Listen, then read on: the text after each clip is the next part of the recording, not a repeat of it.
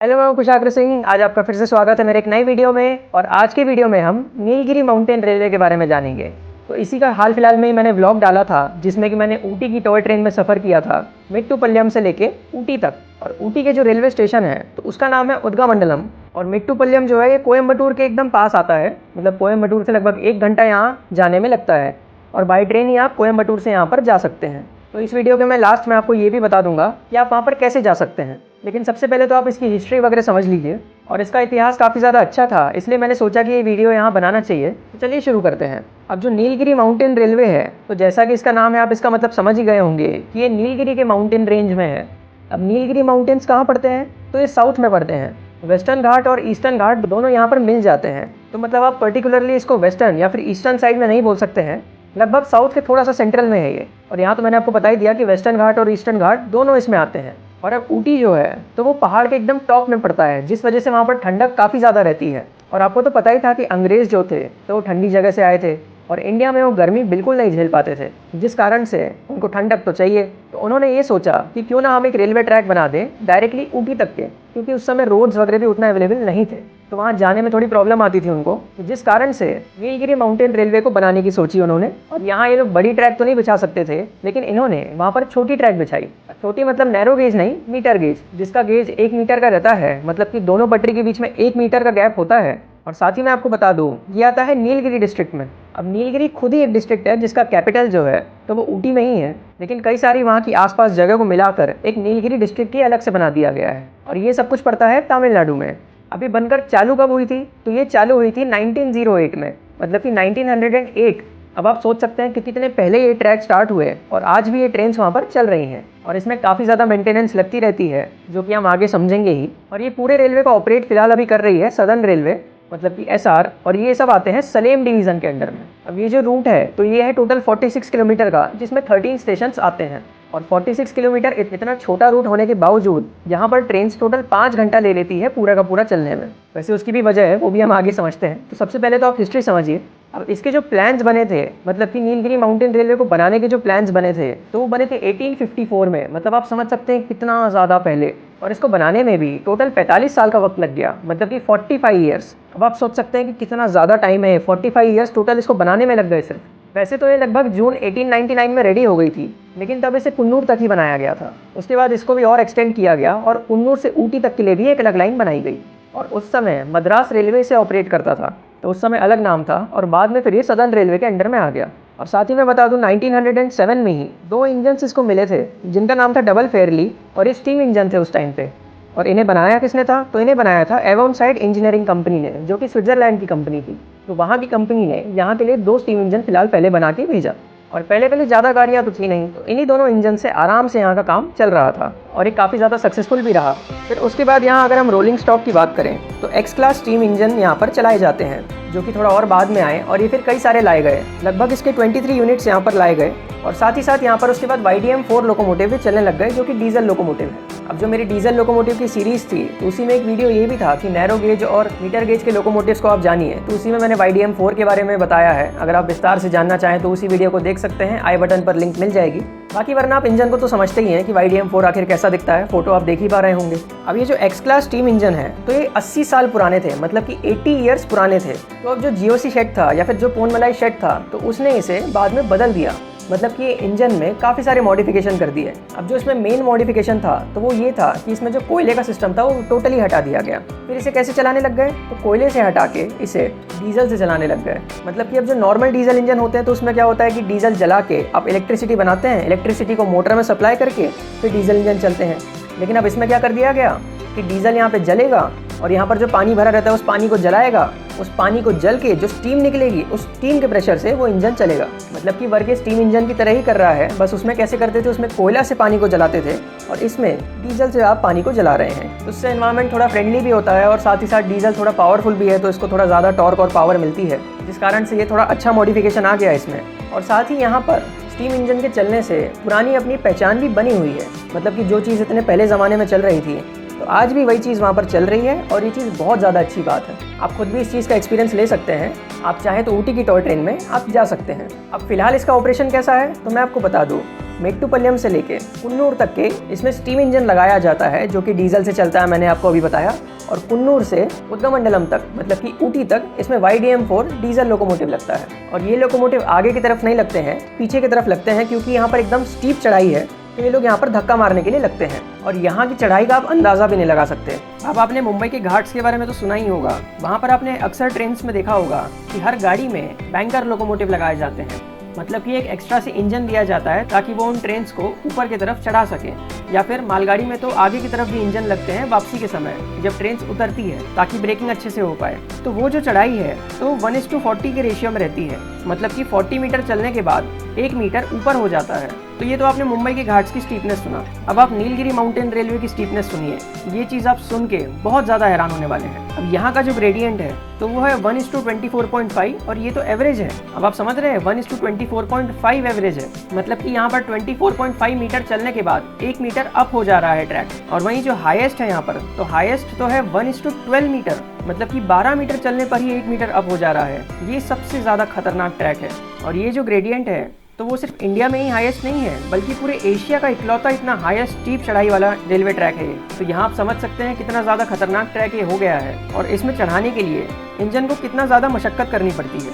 वैसे मेट्टुपल्लम से कुन्नूर तक के इतना रहता है, और कुन्नूर के बाद जहाँ डीजल इंजन लगता है तो वहाँ से चढ़ाई 1:25 की रेशियो में है, मतलब कि 25 मीटर चलने के बाद 1 मीटर अप है। तो इतना डीजल इंजन आराम से खींच लेता है, इसलिए कुन्नूर के आगे डीजल इंजन लगाया जाता है उद्गमंडलम तक, मतलब कि ऊटी तक। और वहीं मेट्टुपल्लम से लेकर कुन्नूर तक के इतनी ज़्यादा चढ़ाई है जिस वजह से यहाँ पर स्टीम इंजन लगाए गए हैं। तो ये स्टीम इंजन ही यहाँ पर धक्का मार पाते हैं। साथ ही मैं आपको ये एक्स क्लास स्टीम लोकोमोटिव के बारे में बता दूं तो इनकी जो मैक्सिमम स्पीड है तो वो है 30 किलोमीटर/आवर की। लेकिन यहाँ नीलगिरी माउंटेन रेलवे में एक और चीज़ लगाई गई है जिसे हम कहते हैं रैक एंड पिनियन सिस्टम। तो उसकी वजह से यहाँ पर इन ट्रेन्स को 13 किलोमीटर/आवर की स्पीड से ही आगे चलना पड़ता है। तो यहाँ आप समझ सकते हैं कितना धीरे धीरे ये कुन्नूर तक के जाती है। और कुन्नूर से ऊटी तक के जो डीजल इंजन लगता है तो वो तो 30 की स्पीड तक चल लेता है, लेकिन रैक एंड पिनियन सिस्टम की वजह से यहाँ पर 13 से लेकर 15 किलोमीटर/आवर के ऊपर स्पीड इसकी बढ़ती ही नहीं है। तो स्टीम इंजन बड़े धीरे धीरे यहाँ पे धक्का मारते हैं और आपको बड़े आराम से वादियों का नज़ारा दिखाते हुए ऊपर लेके जाएंगे। अब रैक एंड पिनियन सिस्टम क्या है ये तो हम आगे समझते हैं, लेकिन उसके पहले आप ये चीज़ जान लीजिए कि ये जो पूरा रूट है तो यहाँ पर टोटल 108 कर्व्स, 16 टनल्स और 250 ब्रिजेस है। मतलब कि अब आप समझ सकते हैं कि कितना खतरनाक ये रूट है। इतने छोटे से रूट में यहाँ पर इतने सारी चीज़ें हैं, 250 ब्रिजेस, 16 टनल्स और 108 कर्व्स। और इसीलिए इस रूट को बनाने में 45 ईयर्स लग गए, जबकि ये कितना छोटा रूट था। अब आप रैक एंड पिनियन सिस्टम के बारे में समझिए। तो इस सिस्टम में ऐसा होता है, तो एक पिनियन दोनों चक्कों के बीच में लगा रहता है। अब पिनियन का मतलब क्या है? तो पिनियन का मतलब एक व्हील समान हो गया है जिसमें कि नुकीले एंड्स बने हुए हैं। और वहीं जो रैक है तो रैक का मतलब पटरी के बीच में एक अलग से चेन टाइप की लगाई जाती है जिसमें कि ऐसे खांचे की तरह बने रहते हैं। और वो जो पिनियन है तो वो इस तरह से चलता है कि वो उसमें फंसते चले जाते हैं। और आप यहाँ वीडियो में तो और अच्छे से समझ पा रहे होंगे कि आखिर रैक एंड पिनियन कैसे काम करता है। लेकिन अब बात ये आती है कि आखिर इसे यूज़ क्यों करते हैं, तो इसके लिए आप थोड़े से और रीज़न समझिए। अब देखिए, सबसे पहली बात तो ये है कि यहाँ पर जो चढ़ाई है वो बहुत ज़्यादा स्टीप है। ये मैंने आपको अभी फिलहाल थोड़ी देर पहले ही बताया कि एशिया में सबसे ज़्यादा हाईएस्ट स्टीपनेस है यहाँ पर, ग्रेडियंट यहाँ पर बहुत ज़्यादा है। और ये तो भैया पहाड़ है, और पहाड़ में आपको पता है कि रेन बहुत ज़्यादा होती है, मतलब कि बारिश बहुत ज़्यादा होती है। अब यहाँ की जो एवरेज रेनफॉल है तो वो है टोटल 1250 mm। तो अब आप यहाँ पर समझ सकते हैं कि 1250 मिलीमीटर यहाँ साल भर में रेनफॉल हो रही है, वो भी एवरेज। कितनी ज़्यादा होती है ये। और ये तो मैं आपको उद्गमंडलम का बता रहा हूँ। कुन्नूर में तो 1400 मिलीमीटर की रेनफॉल होती है, और ज़्यादा। मेट्टुपल्लम में 500 मिलीमीटर की होती है। लेकिन कुन्नूर में जैसा कि आप देख ही रहे हैं कितनी ज़्यादा रेनफॉल है, तो पानी वहाँ से तो नीचे की तरफ ही बह के आता होगा। और अब ये तो बेसिक है कि किसी भी ट्रेन को अगर ऊपर की तरफ चढ़ना होगा तो उसे वहाँ पर वैसे ही बहुत ज़्यादा पुश करना पड़ता है। और बारिश में क्या होता है कि चक्कों में स्लिपिंग होती है, क्योंकि फ्रिक्शन उतना मिल नहीं पाता है। बारिश की वजह से फ्रिक्शन कम होता है, व्हील में स्लिपिंग भी हो रही है, और ट्रेन ऐसे में कैसे ऊपर चढ़ेगी।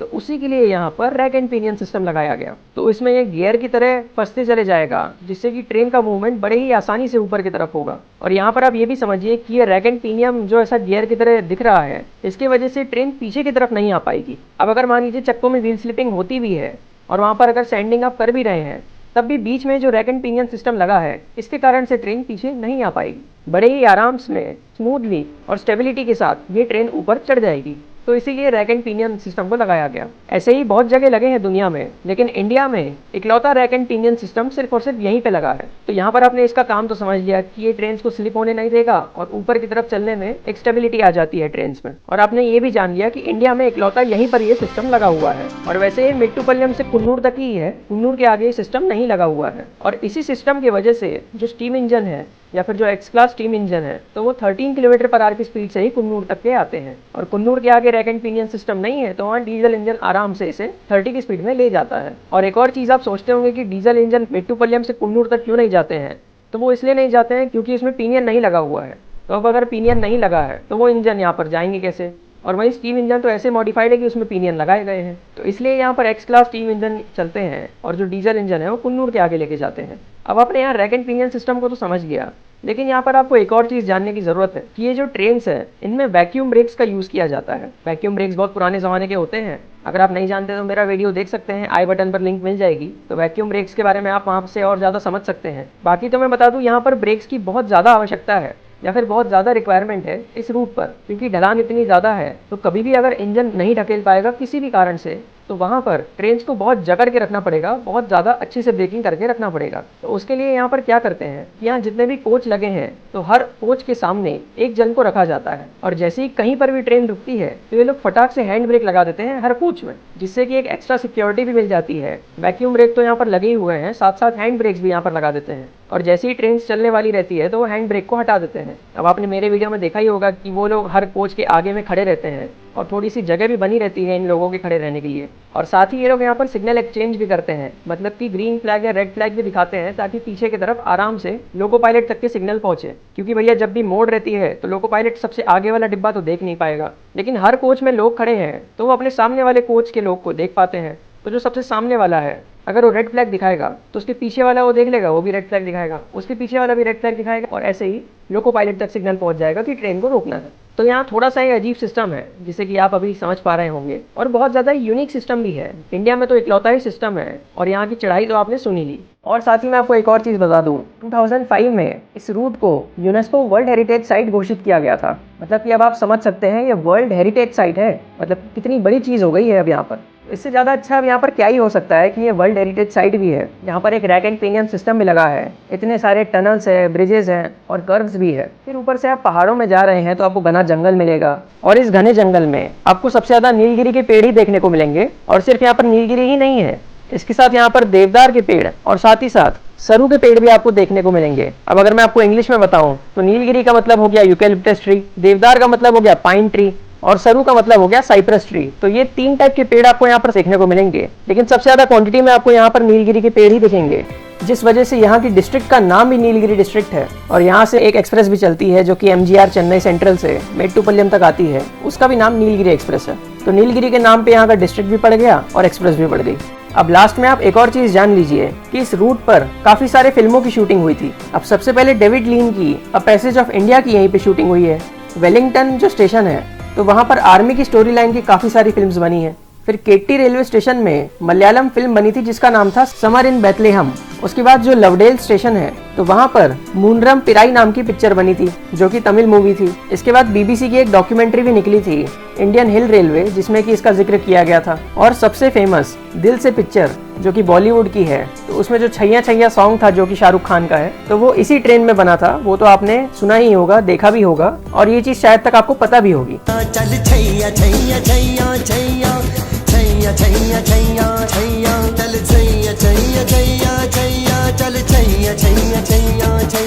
अब आप ये जान लीजिए कि इस ट्रेन में जाएंगे कैसे। तो अब यहाँ से सबसे पास में जो बड़ा सिटी है तो वो कोयम्बटूर आता है। तो आपको कोयम्बटूर रेलवे स्टेशन पर आना पड़ेगा यहाँ की टॉय ट्रेन में बोर्ड करने के लिए। और वहीं कोयम्बटूर में एयरपोर्ट भी है, तो आप फ्लाइट से भी आ सकते हैं। उसके बाद वहाँ से मेट्टुपालयम लगभग 1 घंटा की दूरी पे है। तो यहाँ पर आप बाय रोड भी आ सकते हैं और बाय ट्रेन भी आ सकते हैं। अगर आपको सुबह सुबह वाली टॉय ट्रेन पकड़नी है तो उसी के लिए एक मैचिंग टाइम की आपको ट्रेन मिल जाएगी जिसका नाम है नीलगिरी एक्सप्रेस, जो कि चेन्नई से चलकर यहाँ तक आती है। आप चाहें तो डायरेक्टली चेन्नई से भी बोर्ड कर लीजिए, या फिर जो शहर आपको पास में मिले उससे बोर्ड कर सकते हैं उस ट्रेन में। नहीं तो फिर आप कोयम्बटूर ही आके उसे बोर्ड करिए। 6:15 से 6:30 बजे तक सुबह आप लगभग मेट्टुपालयम स्टेशन पहुंच जाएंगे, और उसके बाद 7:10 को आपको ऊटी के लिए टॉय ट्रेन मिल जाएगी, यही ट्रेन लगभग 12 बजे आपको ऊटी पहुंचा देगी। फिर वहीं 2 घंटा रुक के ये वापस मेट्टुपल्लम के लिए निकल जाती है, जो कि शाम के 5:30 बजे पहुंचती है। और मैं आपको बता दूं, मेट्टुपल्लम तक तो इकलौती एक ही गाड़ी चलती है, जो कि स्टीम इंजन से चला करती है कुन्नूर से। तो इस ट्रेन के अलावा 3 ट्रेन और है वहाँ जाने के लिए, और वैसे ही सेम कुन्नूर से भी ऊटी के लिए 3 ट्रेन और है। और कुन्नूर भी इसी रास्ते में पड़ता है, तो आप बाय रोड भी आएंगे तो भी आपको मेट्टुपल्लम तो आना ही है। तो एक अच्छा खासा एक्सपीरियंस लेने के लिए आप इस ट्रेन में आ सकते हैं। लेकिन साथ ही मैं बता दूं, इसके पास एक और रिकॉर्ड है, और वो है स्लोएस्ट ट्रेन ऑफ इंडिया का, क्योंकि सिर्फ इतना सा रूट ही कवर करने के लिए इसे टोटल 5 घंटे लग जाते हैं। अब इसकी मैक्सिमम स्पीड ही कुन्नूर तक के 13 किलोमीटर पर आवर है,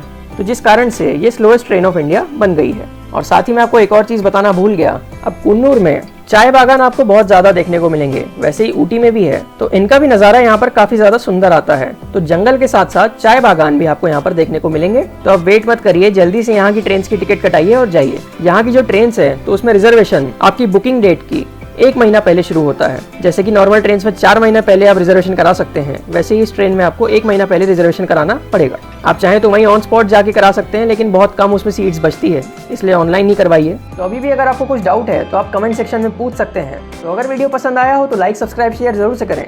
मिलते हैं ऐसी किसी और वीडियो में ट्रेन की बहुत सारी जानकारियों के साथ। Thank you so much for watching this video. धन्यवाद। चल छैया छैया छैया छैया चल छैया छैया छैया छैया छैया छैया